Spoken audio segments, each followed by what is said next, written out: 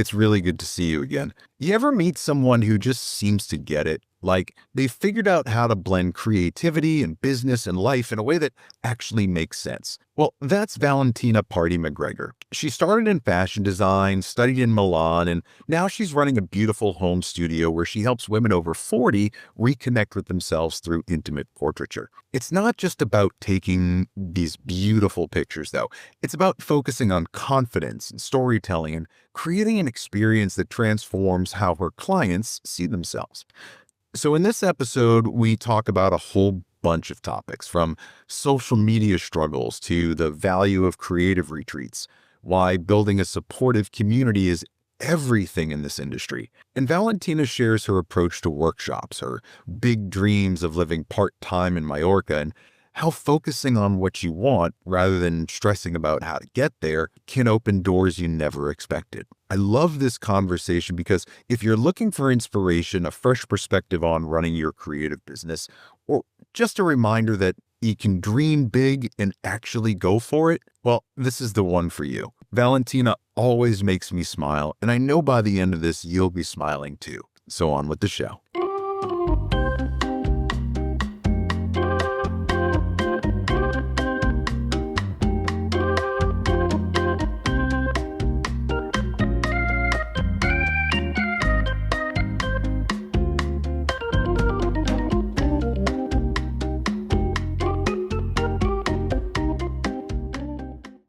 We haven't had a chance to catch up in forever.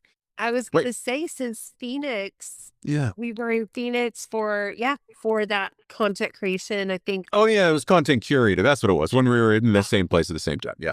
Well, we have a lot to catch up on, it sounds like then. How have you been? I've been great. I've been crazy busy, and it was so serendipitous to see, that you are so busy in your podcast, because I've had it as one of my goals to be a little bit more visible with my brand, and it's just felt like such a great fit. So I'm so glad to be here. Being visible in the brand is, I think, something that I know we all are challenged with. We like to be behind the camera, not in front of it. What are you doing? Because I know it's a struggle for all of us. Yeah, it is a struggle. And I really think it's almost generational. I think you and I are probably the same generation. And I find I do a lot of in-person networking, and I have no problem doing that. That is not a problem for me.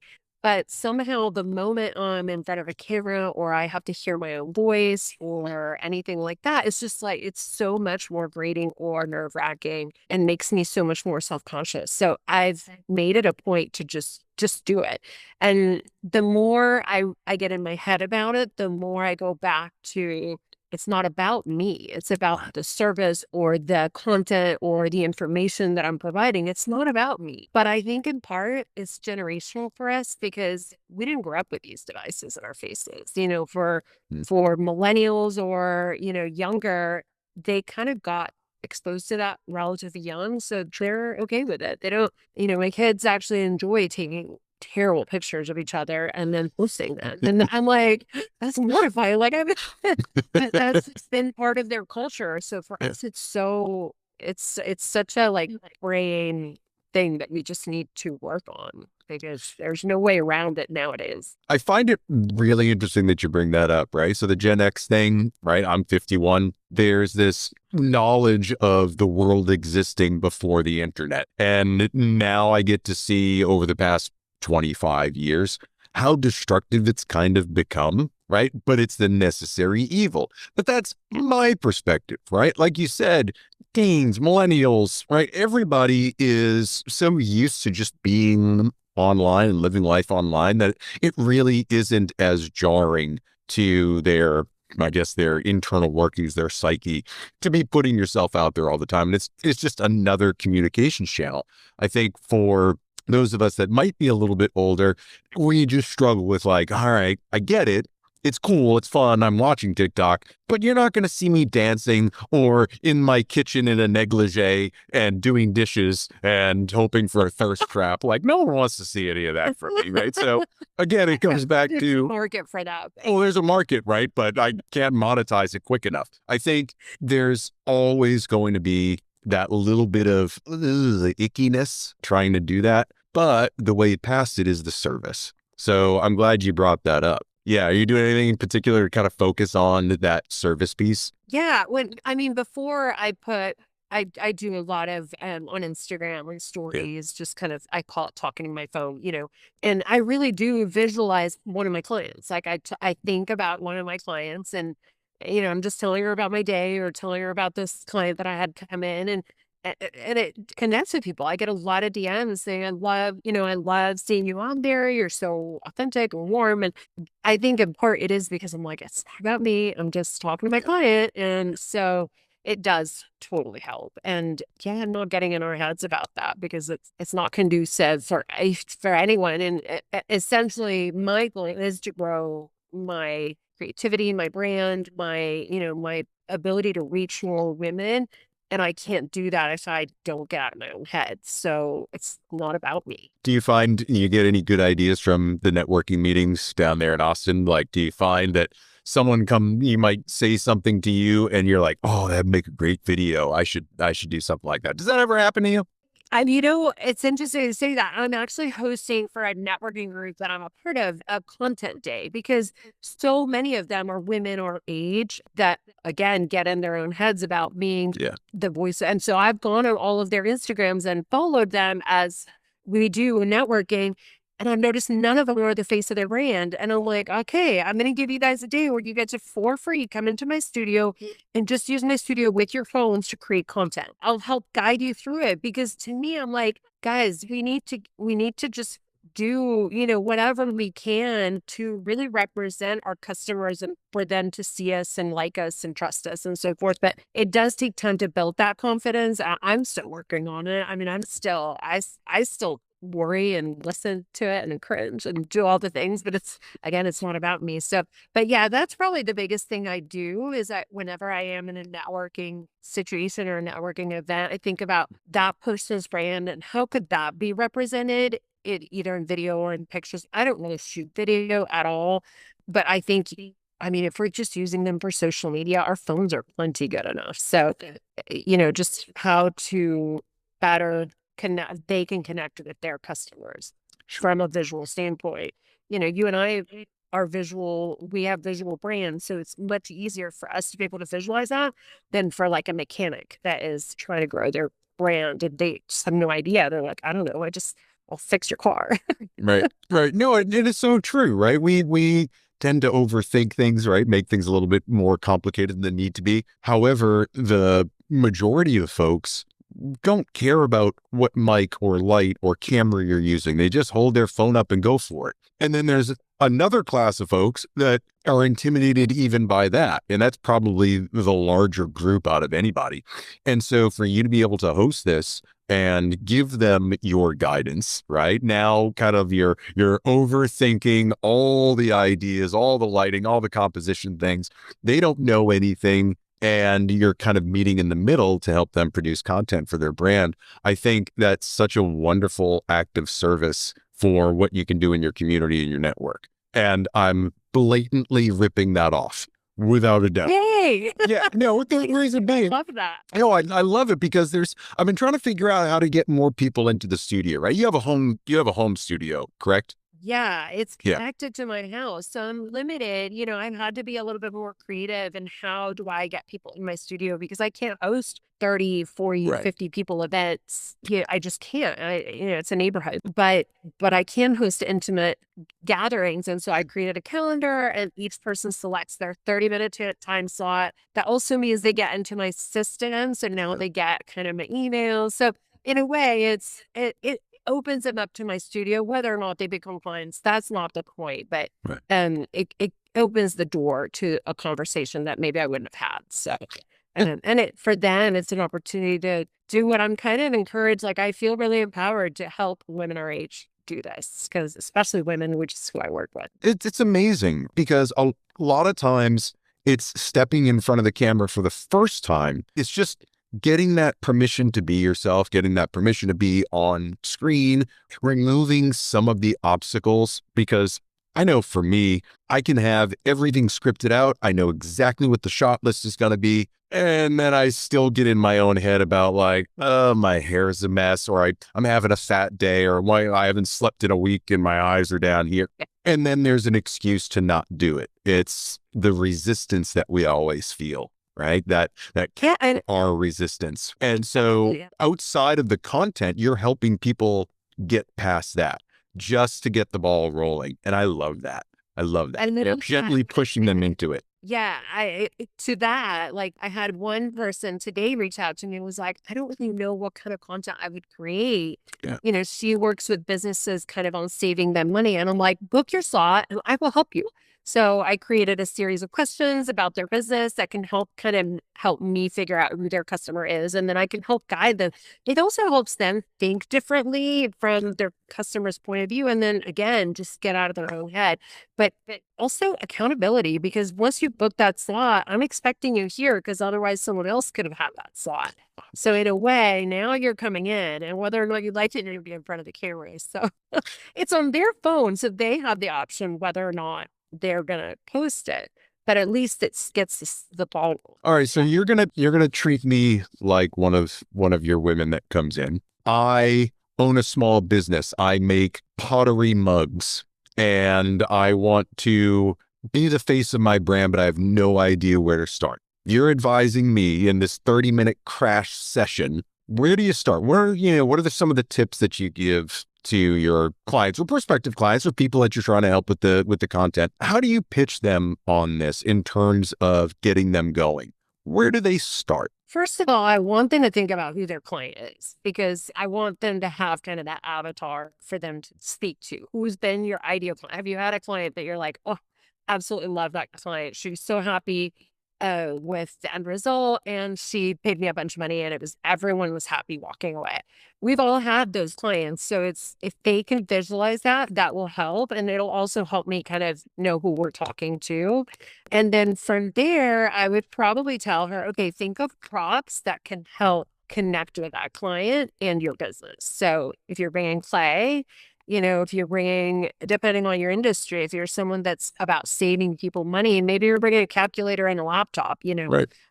Different props to kind of help connect those things. And then the next thing I would talk about is think about wardrobe, like bring a few options that can help make it look like 2 different days. So we are only booking 30-minute slots. So they have time for about 2 outfits, I would say, to get some real, a few variety. Like I'm creating different sets in the studio. And so these 2 wardrobe options, I tell them, think of a day that you're meeting with clients, so you're front facing, and then a day where maybe you're just like in a ponytail and in jeans because you're interior designer, you're talking to your contractors. So I've done that with clients repeatedly on branding shoots, but I never even thought like, oh my gosh, I should be doing that in my in-studio shots as well when we're creating like headshots and things like that. So that's what gave me the idea to start when we do this content day. I'm like, okay, this is good. This is going to help them. And I'm excited about it. I'm excited to see the results they get from that as well, and how much more confident or comfortable they feel afterwards, like getting in front of the camera and doing it themselves. Like, yes, would I love for them all to book a branding shoot and become my clients? Absolutely. But also a lot of small business owners are just starting out. They don't have thousands of dollars to spend on portraits. So how can I kind of help them, but not necessarily expect them to become my clients? So I'm excited about it. Do you give them homework or anything, or set up a second time to come back? Like, hey, you did great today, but I know we didn't accomplish everything. So here's your homework. Do these couple of things and then come in with a better script or come in with some more ideas. Do you give them homework, or do you just kind of send them on their way and say, vaya con Dios? And I wish you the best. I haven't thought it through, Matt. Now you're making me think about it. I'm giving them homework before they come in, so I don't know. But I definitely I'm going to create a questionnaire for like, what could have been better? What do you feel like you got out of it versus not? And I think that'll help guide, I guess, the next time, because this is literally the first time I'm doing this. So I'm excited to see, and then I'll be like, well, my friend Matt says I should get you homework. So. Well, the only reason I ask is I do video, right? And a lot of people come to me, photographers, civilians, right? I can call them civilians, photographers, civilians, other video folks come to me and ask me about either editing or how do I film this or what mics do I use or what cameras do I use or lights and all that sort of stuff. And I'm an open book. I'll tell anybody anything. But I've never really packaged it up like this. I've never thought about it, right? I'm just very reactive because it's something that I do and I just know the stuff. Right. So, it never occurs to me to think that people would be into something like this. So yeah, no, if you want to develop this, my brain is going haywire right now. And I'm like, oh, I can make this big thing for you. And this is where I just need to slow down, just hear how it goes first. Yeah. We're going to need a separate Zoom call for that, I think. This is my brain. This is my brain. I hear one good idea and then suddenly it's an entire campaign and, documents and websites, and I need help. I need a lot of help. I don't know if you've ever had this conversation with other creatives, but I am super curious. So I did not sleep well at all the night before last because this happened. Like I had all these ideas going through my brain and I just couldn't shut them off. So I was like, I could do this with that. And then I got to create like all the Canva visuals for that. And then what about this other thing? And I need to do all the social media stuff for that. When I was young, I studied fashion design. For that, I could just stay up and just like, I had roommates, but like nobody cared. We were just all on weird schedules because we're, 20. And so, and we would stay up and we'd stay till 3, 4 a.m. And I feel like as creatives, that's such a common thing. Like we think a lot of creativity comes at night. But now, like I have teenage kids a teenage daughter that I need to take to school. I have, obviously clients that I might be meeting with at 9 a.m. And I have a husband that sits next to me who would probably kill me if I did any of that. Like, how do we carve out that time to be creative? How do you do it? I'm curious. I don't have a husband that sleeps next to me and I don't have teenage kids. So for me, I don't have any of the, I guess, human restrictions, right? Which is a good and a bad thing. Because I can stay up till 4 a.m. if I want. I don't. I'm usually in bed by like 7:30 because old guy. But I think for me, I never really consider work. Yeah. When I was corporate, work was a grind and I was doing it. And then I had my separate life. Since I found photography, so now 13, 14 years ago, I've never felt like work is work. It just kind of fits into my life and I'm always doing something, but it never feels like I'm working. I think when I'm at a beach or if I'm mountain biking, I'm like, oh my God, I didn't realize how much I have been working, but it just never feels that way, right? Because the ideas are incessant. The possibilities are endless. The opportunities are whatever you want to create. So I just keep legal pads and brain maps full of ideas. I've got a journal around here somewhere that says on the front, like, ideas for a highly caffeinated introvert. It's where I just jot down all of my crazy things. And sometimes it's just a few words, content creation day for civilians, right? Might be something like that. And then it sits there in the book. And then whenever I'm like, oh, I have tons of free time, I'll go back and look at that. I mean, it's a specific book catered to just ideas. Yeah. Yeah, I love that because it's separate from all my work notes. And whenever I have that, it's this act of writing the thing down into this journal. And so I've got notebooks and journals and stuff everywhere. Sometimes those ideas just go into the ether. And I'll write them down and then I'll go back a couple of days later. I was just like, how high was I when I thought of that? Because there's no way that was a good idea. I think for me, it's the only way that I can control the chaos in my head. Yeah. And once I purge it out and I get the idea out, then it kind of lives on its own. It either survives or it doesn't. I've found that the best ideas are the ones that I can't stop thinking about. And whether it's small or large, and the large ones, become a little bit intimidating because it's a longer process and a lot more detail. And so, yeah, that's how I do it. I just write everything down. And then usually about once a month, I take all the random Post-it notes and legal pads and I transfer it to digital notes on my phone or a brain map or something so that I can start to see visually what I have in front of me. Yeah. I have hundreds of tasks that I can do, but it's just too much. Yes, same. And I have a really bad habit of keeping like 10 of these little like Yeah. notes that then have make no sense. And then I go back and read and I'm like, what was that notes from? Like what? I don't even know. That's a good tip. I like the creating different, yeah, like a It's, notebook for ideas and then the hard part is you lose the journal and then you start writing in another journal. And now you've got 37 journals with the first 4 pages written in and nothing else in the rest of the journal, yeah. right? So it is what it is. Let's talk a little bit about where you started. I had no idea you were part Argentinian. I knew you were Italian. I knew you had lived in Italy. I didn't realize you had studied in Milan doing, was it fashion design? Was it like a graphic design thing? Tell me a little bit about that and then how that went from whatever you were studying into photography and having a home studio. I want people to understand that the journey is never from A to B a straight line. And I'd love to hear, we never really got into this before. So I'd love to hear kind of how you found your way into this weird little world that we live in. Yeah, it's never linear. I like to think about that now that I have, a 20-year-old and an 18-year-old because it's a little stressful.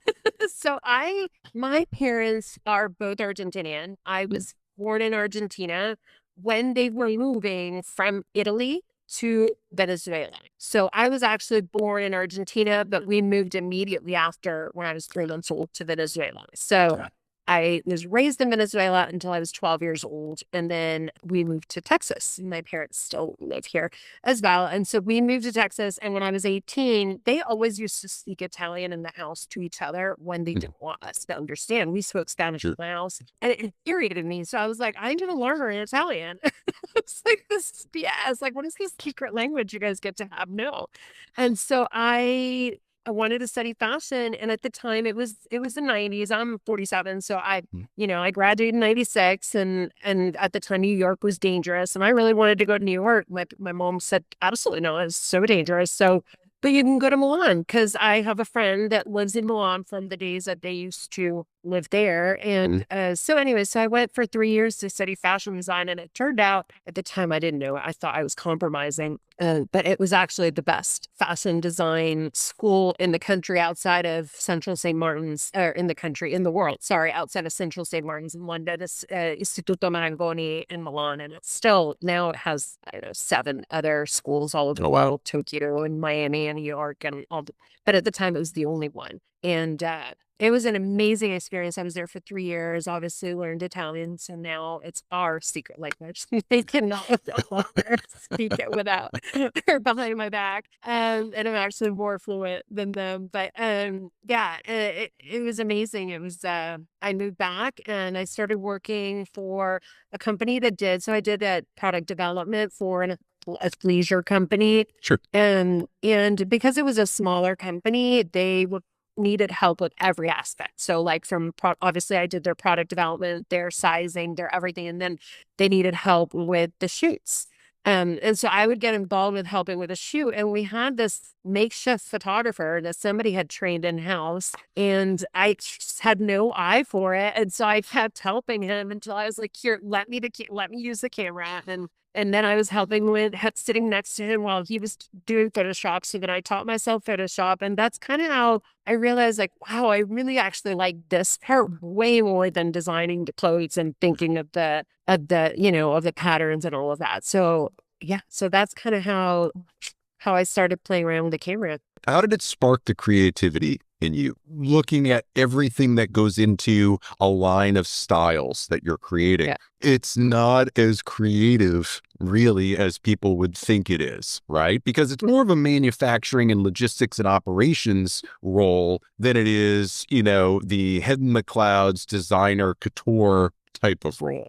So when you're in that and you're feeling that lack of creativity, right? And you kind of set your sights on photography. What was the thing that really stuck out to you? Was it the images? Was it the process? Was it the end result? Was it the, pre-production, post-production? What was the thing that really got you going to really look at photography seriously? So I think I think when I was designing the clothes, that was obviously the most fun part of that whole process that you're Sure. describing. And it is true in this country, design is not what it is like in Italy, where that's all you do. You just design. There's a whole different. And here it's a little bit more encompassing many, many roles. So when I was doing that, when I was designing the clothes, when we would select the fabrics, when we would look at the fit and all of the things, like I just have this vision of what those clothes should look like in a magazine. Like I could just visualize that. I used to devour fashion magazines, so I just could see that how it should be portrayed. And so I guess that's the aspect that translated so perfectly to photography and to what I do now. That when I have a client come in and when I see the clothes that they brought, I can very quickly see, okay, I know exactly how we're going to shoot this, how I'm going to pose them, where we're going to, but that whole connection, I didn't see it at the time, but it was, whenever we were in the photo shoot, I was like, no, this can't be shot like this. It has to be, it has to be in this setting, or it has to be, with this kind of body. Or the photographer was like, okay, lady, like just, but I think that became really obvious to me, that it was just the visual, for me, it was just the visual aspect of that wardrobe, that item of clothing, and how it should be represented so that a client could see it and see herself in it. And I think of that whenever I have a client come in, that I'm like, how does she want to see herself in these pictures, or in these, items of clothing, or lack thereof? I was wondering how you brought that over into your client work. I was wondering what you carried over into that and what perspective it gave you. And it sounds like it gave you a little bit of empathy for your clients so that you can kind of understand what they're going through. It gave you breadth of understanding that there's more than just one type of body out there.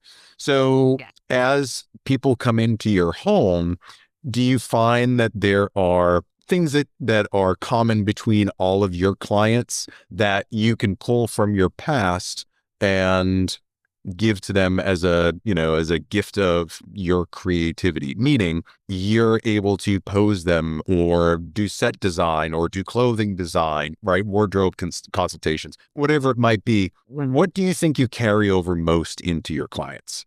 I think the biggest carryover is probably confidence. Yeah.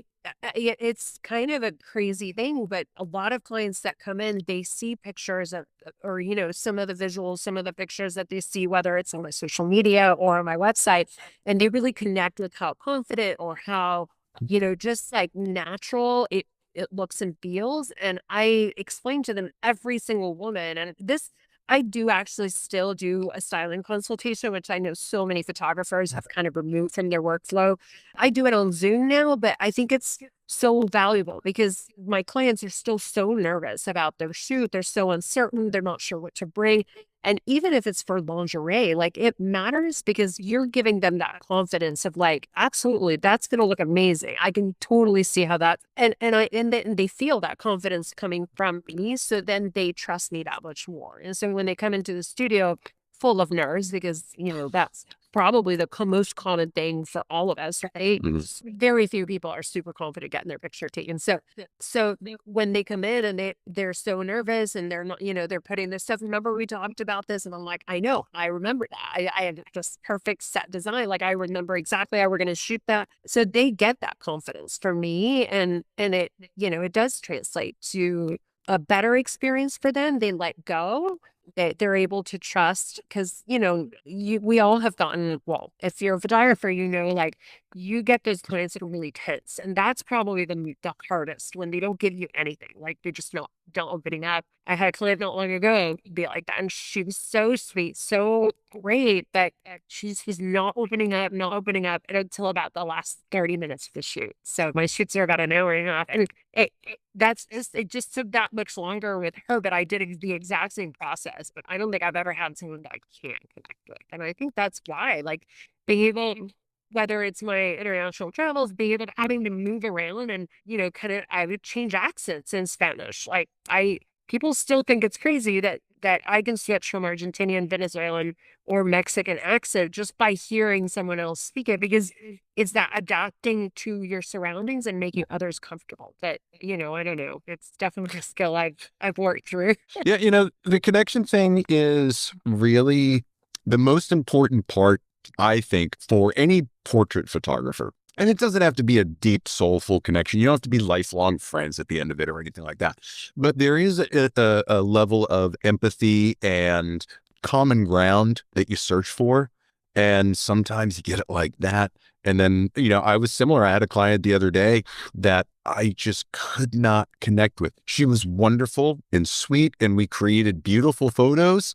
But there's this weird thing in me that if I don't get a little bit of that connection, I start to doubt myself. Did I say Yeah. something wrong? Am I doing something wrong? And I'm sure on their end, if they don't feel connected to me, they're feeling, too directed, or they might be more intimidated or nervous, no matter how much I try to disarm that.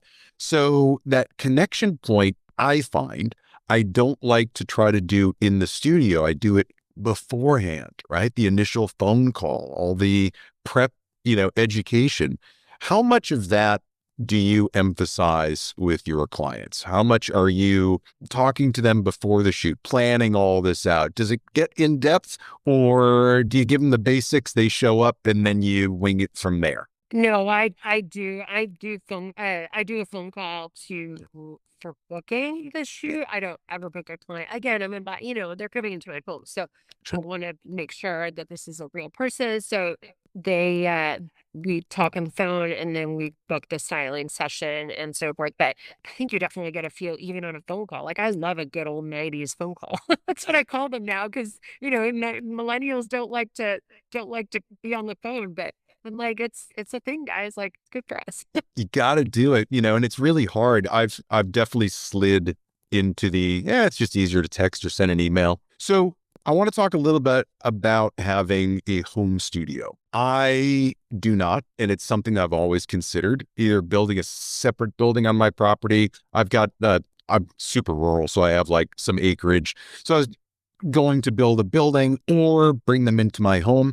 I know with costs these days, the economy being the way it is, a lot of folks are closing their studios and doing something in the home, or renting hotel rooms, or just renting a studio on a daily basis, whatever it might be. I want to ask you a couple of questions about this. One, why your house versus getting a small space or a studio? And then two, talk me through some of the things that I wouldn't consider when you have home, like inviting people into the home.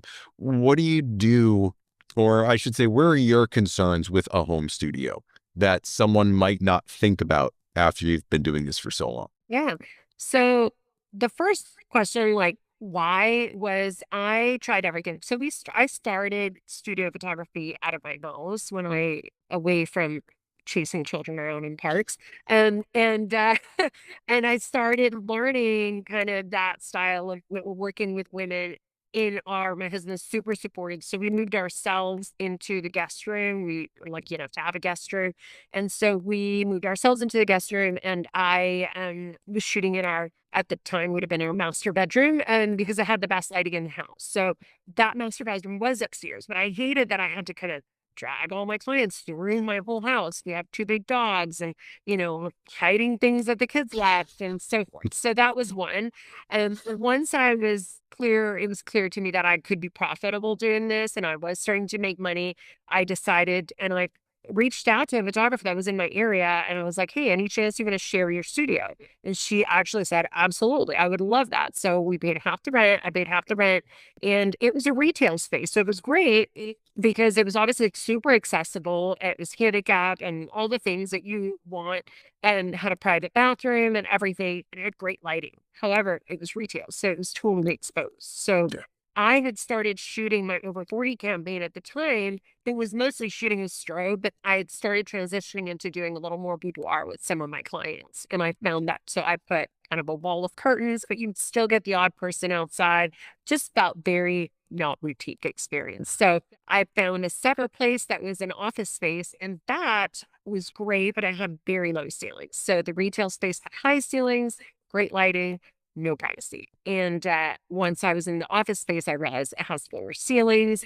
Lighting was good, and it was more private, but again, it just felt more cold. So that was when we actually spoke to one of our closest friends as an architect, and I asked him, like, what do you think? We bought our house and very cheap. We bought it as a foreclosure 9 years ago, and we have completely gutted this house ourselves mostly. So, and we're not afraid of the little elbow grease. So we're like, okay, we had a contractor come out and us, and it made sense. I'm like, the value of the property will go up. We actually added 1,400 square feet of of space.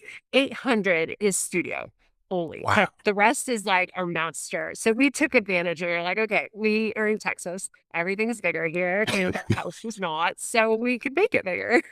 And we did. But yeah, it's been great. There's definitely been things that have been an adjustment. Parking was a thing. When we did this addition, we added a new driveway, but we kept a piece of the old driveway. So I have one parking spot dedicated to and anyone that has a studio in a downtown area of any city would probably laugh at me for, because I have one dedicated spot, and then I have my makeup artist kind of park on the street. And that's always a challenge if I host events or if I host anything, that I have kind of a cap of like 12 invites, 12 to 15 people at a time, because otherwise the cars get out of control. Everyone comes in a separate car in Texas. So, and yeah, no one carpools here. No And carpooling. no, and everyone drives huge trucks. So like we're taking up all the space. And yeah, so there was that. There was obviously the sense of privacy. So I don't have my location listed really anywhere. I have it as like Wade, Texas, which is the outskirts of Austin where I am, but I don't have it as I don't have the actual address. So that was important to me. So that was one thing to think about. And then separating the spaces, I have an accessible entrance for my clients that is completely separate from the house. So it has its own entrance.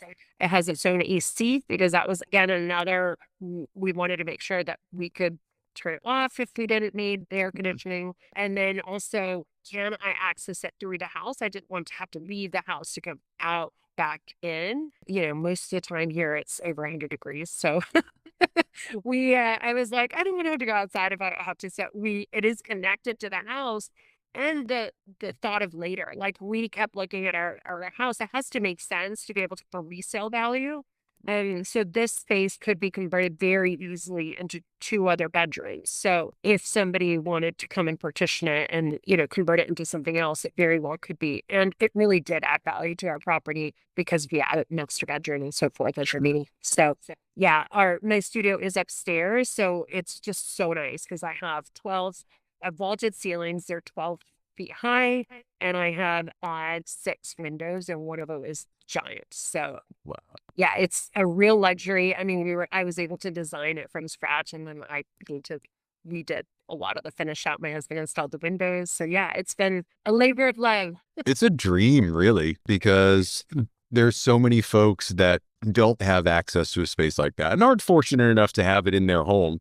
And you didn't even have it in your home to begin with, but you were able to kind of dream it up and build it out and have exactly what you want. It's such a dream. A lot of times, so many photographers are just trying to adapt to their space rather than having a space that shoots similar to their style, right? So if you want that intimacy, but you're stuck in a storefront, it doesn't feel right. And it sounds like you've been able to craft this dream studio for yourself where you're going in and it's comfortable and your clients are comfortable and it's separate from your family and you've got the security. I'm just ticking the boxes going, oh, I'm so jealous. I'm so jealous. Honestly, it's not lost on me every single day when I Yeah, with my coffee, like, and I go up the stairs and I connect, go through the house sure. to my work, and it's no loss on me. I know I'm very lucky. I do have this thing, they call it manifesting now, but I used to call it obsessing. Like when we bought this property, like I visualized this house immediately. I visualized like this addition that it could be. At the time, I didn't see it as a studio, but I knew I wanted us to have at some point a swimming pool. Like these are all things that I just obsess over and I kind of create these visuals in my head. And yeah, and they all start happening little by little. I just never let it go until it does. I will say, like, for us, there was a lot of things that happened appropriately. Like, our value, we bought our house really Sure. cheap. Sure. We were able, because we got our house really cheap, we were able to, remortgage, and Sure. and use that equity towards the addition. So it was not a financial drain for us. And also, there's something to be said also about being limited. Like, I am very spoiled, but because I'm very spoiled, it could be very easy to get very lazy. It's having limitations in your studio, whether it's lack of light or, low ceilings. All those things, like in the different studios that I was in, really also helped me adapt and figure shit out.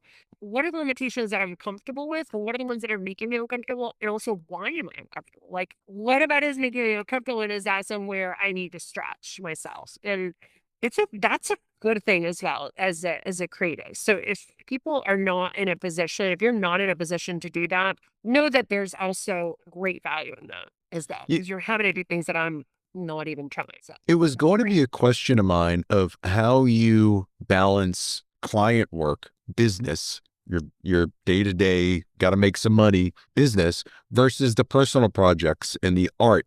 Do you find that having a studio in your home, you're able to do that the same way that you would if you had a studio somewhere else? And it might sound like a pretty dumb question, but I find that when I'm here at home, and again, don't have a home studio, I've got my studio downtown. I find that when I'm home, I like to be at home. Forget about what I said at the beginning, which is like I'm working 24/7. I do have some minutes, but when I'm here, I don't really do a lot of personal work. Did you find that there was any sort of shift between how much personal work you did versus regular business work when you have a home studio? Or do you produce just as much being at home? Okay, so I'm actually very guilty of just working. Yeah. I'm very guilty of just feeling like, is this going to give me any results or anything that's going to help move the needle? Because I have been so focused now on like moving the needle for the last couple of years. So I'm very guilty of like, and I do this with everything in my life. I'm not a person that just does things for the joy of it. Reading creative books helps me because it reminds me that I need to just let things be and just do things for the sake of doing things. And my daughter is now painting and she's 18 and she paints for fun. And a lot of times she'll paint something. And I'm like, oh, what is that for? And she's like, well, I just wanted to paint it. But I'm like, are you going to do anything with it? Like, for some reason, I don't know, again, if it's generational, but I feel like there has to be a reason why you're got to do something productive with that. Like, what was the point otherwise? But that's totally my flaw. So I have to schedule it, and I'm not as good about doing that. And like cancel everything and like leave my phone downstairs and like anybody, I have all the distractions that we all do from being busy and notifications and things that, appointments. And yeah, I definitely need to get better about it. But I think once I'm up here, I'm in like, okay, how else can I create in here? And it's not been so much for just fun. What do you find that you're doing more these days, right? I know you do boudoir, I know you do some branding work. What do you find that you're doing more of these days? And where does your heart lie? I know for me, I've been doing a lot more headshots lately. I'm not going to write on my gravestone, amazing headshot photographer, because my heart's not there, but it keeps the business running. Is there a place where your heart really lies? Like when you get a client that comes in and says, I need to do an over 40 boudoir shoot. You're like, girl, I got you. Yeah. Where is it that your heart lies? Is it boudoir? That's it. You nailed it. So it's hard to kind of name it boudoir alone because and it's women over 40 that come to me that are something happens to women when we turn 40. Like we've been hard on ourselves for many, many years, decades. From the moment we're teenagers where we're comparing ourselves to our friends and we're never skinny enough, we're never tall enough, we're never pretty enough, our hair is never right, and all those things. And then we hit 40 and something happens where you're like, why have I cared? Like, why, what am I? And you just let go of all of that and you start not caring and just you're like, I don't give a fuck now. Like, I just want to enter this phase in my life. And a lot of us have at this point either had successful careers or focused on our children or our spouses. We give so much to others And that's kind of, I think that's just a woman's, like, that's just what women tend to do. And we want to give back to ourselves in our 40s. Like, we just kind of, something clicks and we're like, like, I've not done anything for me in a long time. And so for me to be able to give this woman the space and the, like, guidance and the everything to, for her to allow herself that experience, this experience, to be willing to spend the money on herself and kind of like not have to apologize for it nor feel like she has to explain it to anyone. And then to give her that experience of like, oh my gosh, I felt amazing. Like I just got a text while we were chatting about from my client yesterday. I was like, I'm still reeling from yesterday. Like she hasn't even seen her pictures, but it's just like that to me is everything. She's 52 years old and she's never done anything like this. And a lot of them come after a hard divorce or beating breast cancer, losing a child. Like these are all women that I've connected or that have been my clients, and something happens and you want to see yourself again and you really want to remember that badass that you were in your 20s that you didn't appreciate, and connect with that again and remember who you are. So it's, yeah, it's super, that's definitely where my heart sinks. So yeah, we make cool pictures, but it's like, gosh, giving them that time, that experience, that like freedom to be and to be seen, and when they trust me enough to really, really do it. Like, I've had clients that dance here in the studio because that's what they did when they were in their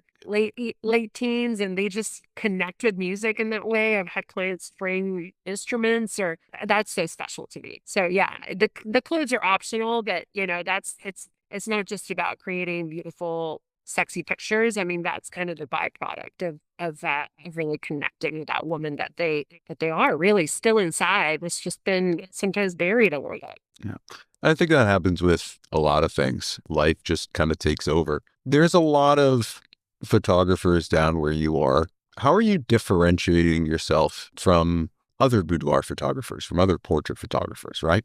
So in a crowded market like Austin, I've got to believe with the success that you've had, that there is something that you do that differentiates you, that is a magnetic part of your business, that people see something, whether it's in the connection that they see in the photos, whether it's your process. What do you think it is that differentiates you from the other photographers in the area? I mean, I really don't know. I don't know what everybody else is doing, and maybe that helps me. And Yeah, I just do what I think feels right, and I just get out and I do network a lot. And I think that when you connect with someone on a personal level, like you meet them in person and you know them in person, you get a different feel. So the person that I might attract will be very different from the person that maybe Felicia Reed will attract. sure, I love, and she's a dear sure. friend, but it's I'm not checking to see what she's doing to see if I should be doing. It's just not. That's just not. I think for any creative, that's like such a downward loop, like a downward spiral that you can get into. But I don't do that. I do follow people that inspire me, that I think that I could, just like that help me see the world differently or think differently, whether it's about my business or about business in general or about being creative. But I don't know. I don't know. I just try to focus on what I'm doing and to be myself and really authentic with people. And I'm sure there's people that don't like me and have not booked with me and booked elsewhere, and that's okay. Yeah. And it is. And I think that's the most probably honest answer that you can give, and probably one of the most balanced answers of I just don't pay attention, which is great. And I wanted to hear what you were going to say, because there are so many, especially photographers that are starting out, any creative that's starting out, and forget about just photography, but just any creative industry. A lot of times when we're starting, we're looking around. What is this person doing? What are they charging? How are they getting their clients, right? And we feel we have to do it that way.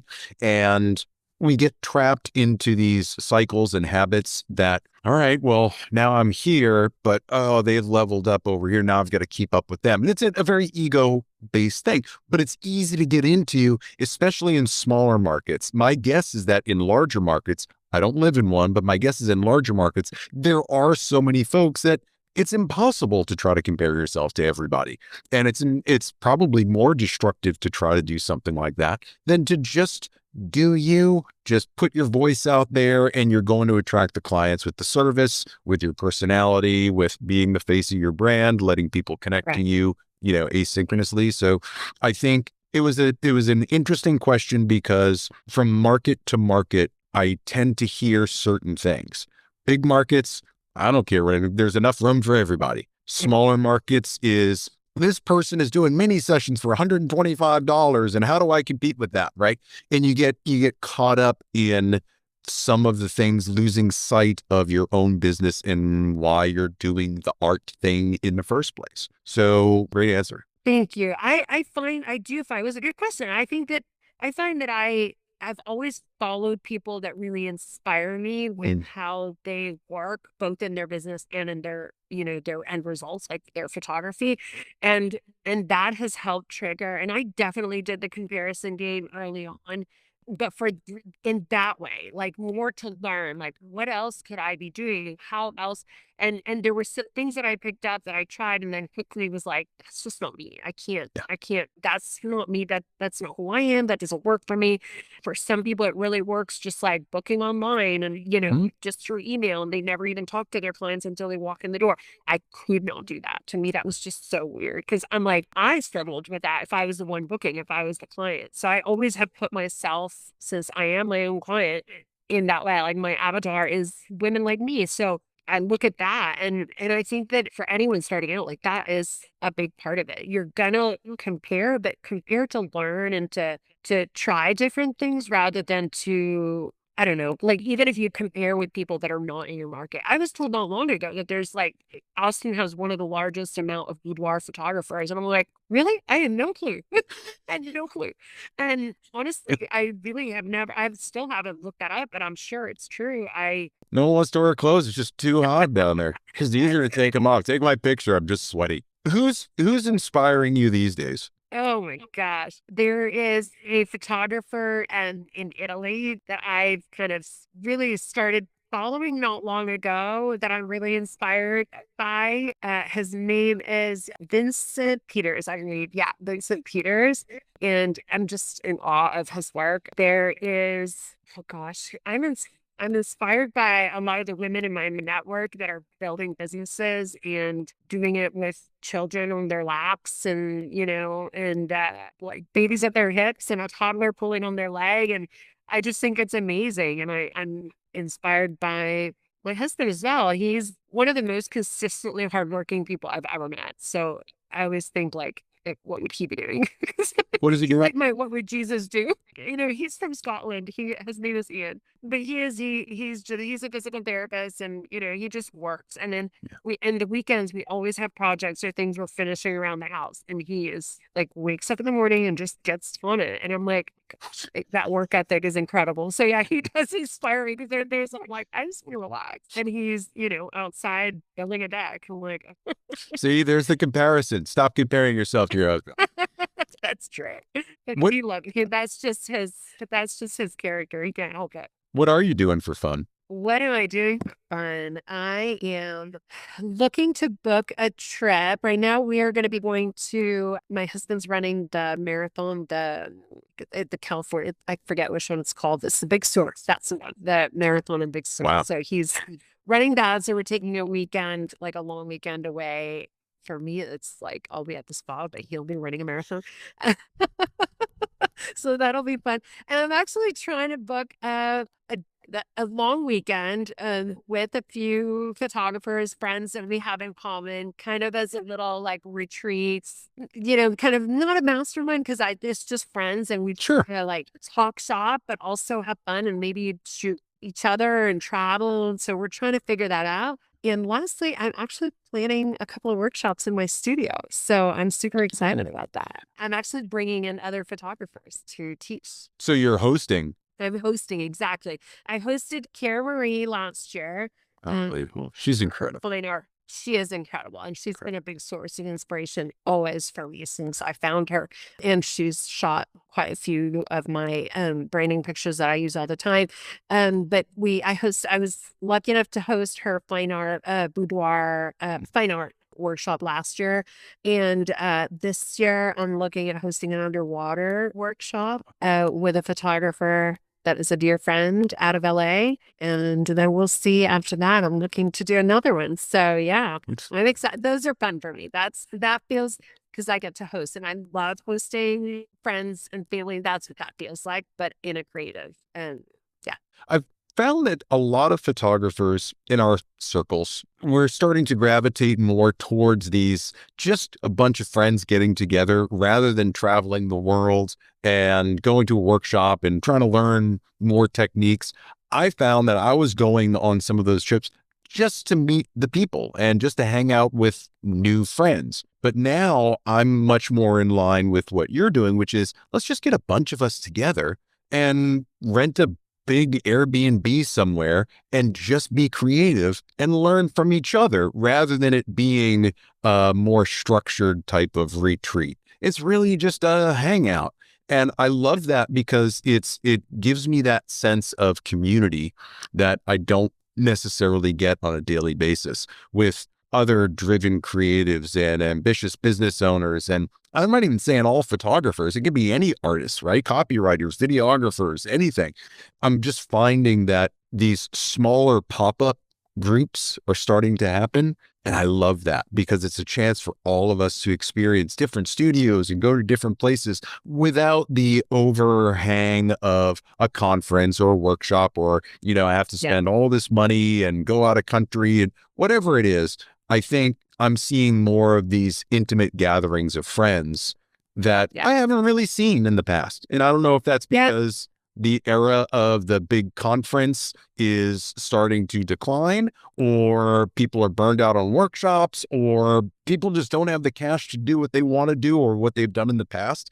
So I love the way you're thinking. And again, you're one step ahead of me. I keep looking at how do I bring people into the studio to experience a smaller workshop, right? And again, I'm back to your content creation day. I'm ripping that off blatantly. I'll say it yet again. Being where I am, fall is a wonderful time. I was thinking about renting a big ski house up here as the seasons change, bringing people out, going to Acadia National Park, right? Going up into the mountains, all these different places in Maine that are just kind of undiscovered for the rest of the country.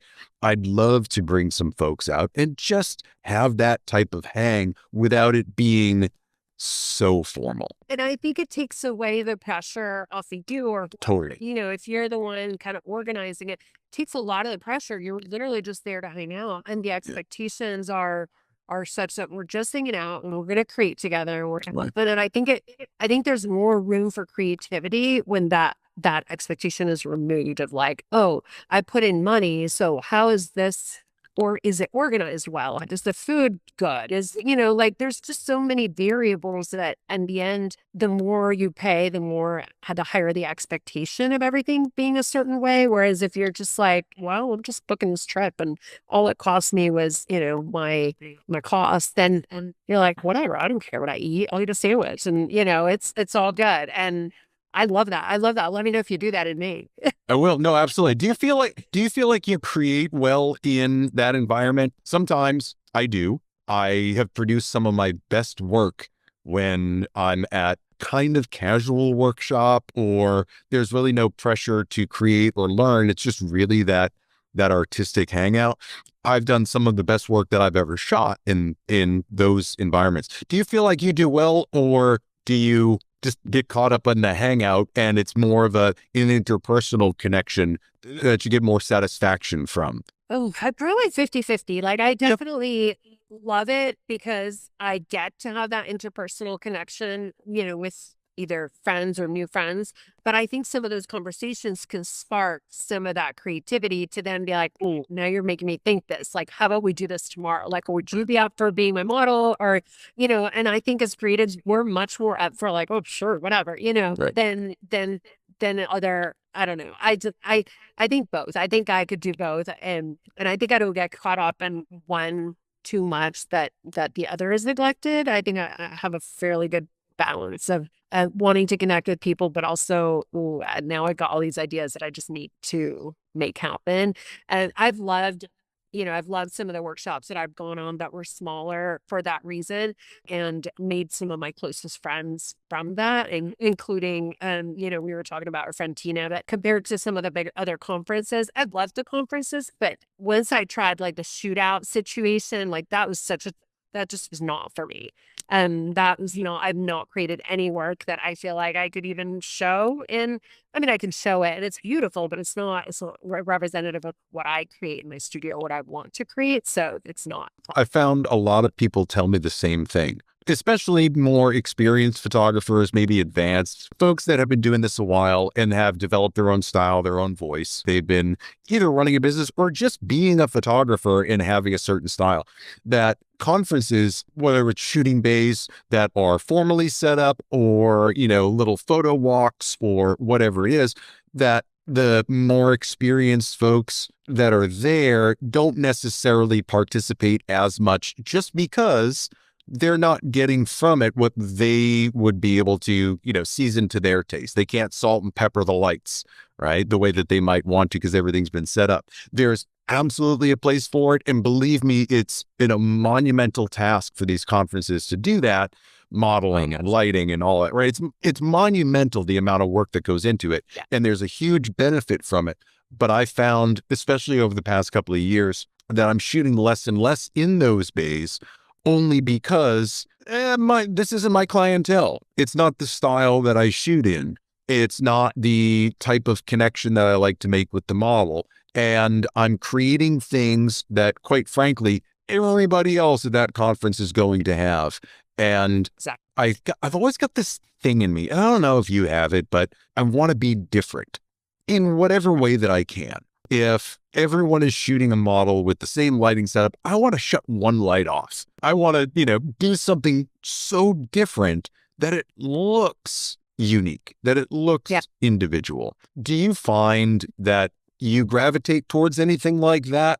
Or do you not even participate and you're just like, you know what, I'll just make my own shit at all? Yeah, I kind of didn't participate in the last kind of few conferences like that. I just and don't get me wrong, for creating a portfolio, when I first started doing studio, that was so helpful. But once I kind of, knew what I was doing a little bit more, and I just felt, I don't know, I'm kind of a control freak. I'm a Scorpio. So Are you really? Has anything to do with it? But I am a little bit of a control freak, and I just have a hard time when I'm like, and not only a control freak, but a little bit of issues with authorities. So it's like someone telling me this is how it needs to be done, it needs to stay this way. I'm like, that's a Gen X thing. I'm telling you, it's a Gen X thing. Fuck the man. Like, I want nothing to do with whatever you tell me. I'm doing the exact opposite because I will not be controlled. I was raised a feral kid in the woods. No one's going to tell me what to do. Oh my God. I was homeschooled for 10 years before I really got into photography. And I'm always asked, like, why did you start homeschooling? And I'm like, because I didn't like someone telling me what time I needed to wake up my 6-year-old, 5-year-old and drag them out of bed and like the hot and the cold and all things. Anyway, so, but to me, it was like that very same reason. I just don't tell me what to do and how to do it and what I'm for. So, yeah. I love that. There's part of that confidence, right? And that comes through with clients that might be a little bit younger and don't have that attitude yet, because believe me, it's coming. It's coming. You're going to hit 35, 40, and then suddenly it's zero given, right? You're just kind of, like you were saying earlier, you just kind of get to this point, you wake up and you go, no one's going to tell me what to do. No one's going to tell me how to feel. I'm going to feel about myself the way that I want to, right? I love that empower. I don't know when it happened for me. I think it was in my early 40s, maybe my mid 40s, that I finally got to the point where I was just like, yeah, I'm not listening to anybody else. I'm going to ride this ride on my own terms, right? I am not trying to be controlled by anybody. And it gives you this feeling of power. Now, looking at it from the outside, I probably look like a crazy person, and I'll freely admit that. That's why we don't give a shit. I know, but I was having this conversation yesterday with a friend of mine. It's probably done me more harm than good because I don't play the game. But whenever I feel that sense of the game creeping in, right, especially in any industry, whether it's corporate, whether it's photography, whatever it is, when I feel like I have to kiss an ass or play a game, I'm instantly against it. There's absolutely no way that I'm going to just go in there and tell you what you want to hear. I'm almost going to try to be contrarian just to see what your reaction is, right? Just to get a little bit of a rise out of you. Yeah, it's funny. I don't know if that's a generational thing or maybe I'm just an asshole. Like that could very well be, right? That could be well too, but you know what? There's something for everyone. Like I love an asshole, so I'm like, I'm endeared to you. But there's definitely no. I'm not. I'm probably not as rebellious as you in that sense. But I'm okay with it being that if I'm playing a game, but I'm well aware of this is the game I'm playing. So I kind of take it more as a challenge. But I'm well aware that I'm playing the game. Like I like that. I'm not pretending to be anyone else, but I am going to play the game just to my advantage. What's next for you? And I'm not putting you on the spot in terms of like, give me your 1, 3, 5 year plan. But I know a lot of folks change every couple of years, right? And they just kind of get bored doing what they're doing. For me, it's a major life shift about every 7 or 8 years. Are you at any point like that where you're thinking forward and saying, you know what, maybe I want to be just running the business and not shooting, or maybe I want to get into underwater photography like you were talking about and put Boudoir in the back burner. Where do you see yourself kind of heading? What pulls at your gut to be like, oh, I want to do more and more and more of that? So yeah, I definitely want to continue to grow in the workshop, hosting workshops. I want Austin's a great location. I have a great studio. It also feels very private. It's in the outskirts of Austin, and I would love to be able to host more intimate workshops like that, where it's just 10 to 12 people and one instructor, and I think it's a great setup. So I would love to host 4 a year of those. Another thing I have in the works is, well, not in the works, but this is one of those things that I told you I start obsessing about. And I started obsessing about this like 2022, I think, about us potentially living part-time in Majorca. So my husband is from Scotland.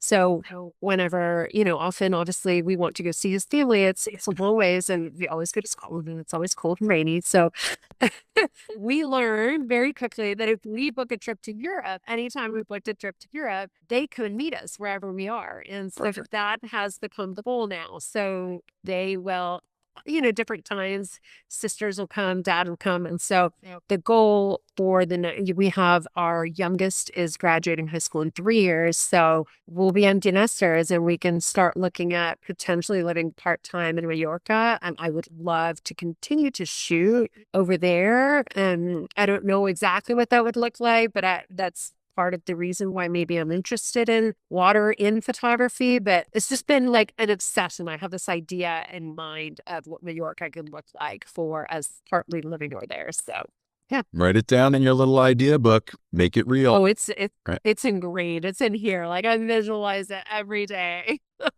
I love that. I don't see a lot of people at this point. It feels like everybody's just on a hamster wheel these days, and that they're not really planning out like we used to 2, 3, 5 years, right? Setting goals the way that we used to. It feels like people are just trying to like, what day is today? Today's Tuesday. All right, I'm just trying to get to Wednesday. And so hearing that you've got this plan, hearing Majorca, good Lord, please host a workshop out there. Give me the link. I'll be there in a heartbeat. But having that goal, do you find that is something that inspires you every day? You're like, oh yeah, no, I'm doing this because we're going to make this a reality. We're going to have this happen. And it goes from being less of a dream to more of a concrete goal, right? Does it feel like a goal, like this is absolutely going to happen? Or does it feel a bit out of reach? Well, I'll tell you something. I don't know what it is about me, and maybe it is down to the fact that I was, raised in a pretty privileged setup with my family, and I went to study in Italy. Like, who did that in 1996? Like, nobody did that. And so for me, dreaming and scheming and like thinking of big, big, crazy dreams, it's just like I'm not intimidated or I don't shy away from it.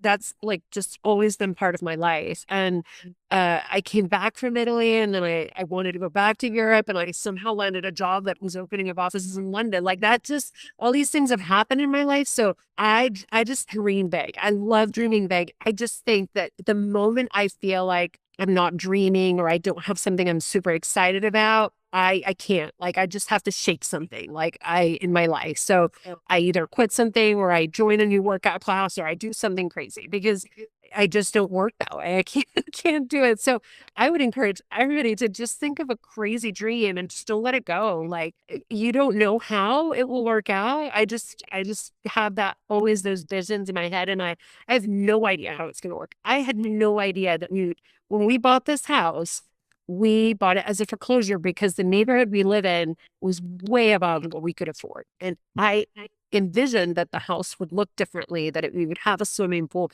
Had no idea how we would afford all those things. At the time, I was not shooting full time. So I homeschooled and we were living on one income. So you have to have those big dreams so that you make space as and when the opportunities come.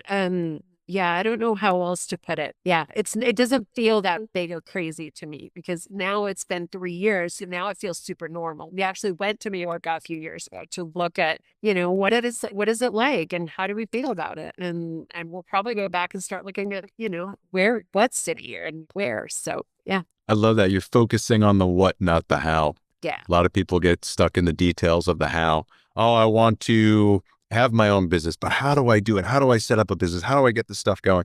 Instead of just focusing on the what, and the how kind of shows itself. That path is, like you said, not linear. And how do you get there? Who knows? But if you focus on the what instead of the how, you can at least keep that goal there. And then it's small steps every day. Yeah. Right. That compound interest, you get there. And then suddenly you're there. You've got your villa in Majorca and you're shooting underwater and you're hosting workshops and just living life as an international traveler. I think I love it. This has been amazing. Where can everybody find your stuff? Website, Instagram handle, podcast, address? No, not address. But where can folks find you? Yeah, so Valentina Portraiture on everything. If you can spell portraiture, then you're already ahead of most people. Valentina.portraiture on Instagram is my handle, and Valentina Portraiture on LinkedIn, Facebook, website, alldifferenttthings.com. So yeah. I have so enjoyed having you here. I'm so glad we have a chance to catch up. And I know. I don't want to wait another 3 years in a pandemic to do this again. Yeah. So if we can just schedule a Zoom maybe in the next 6 months, that would be fantastic.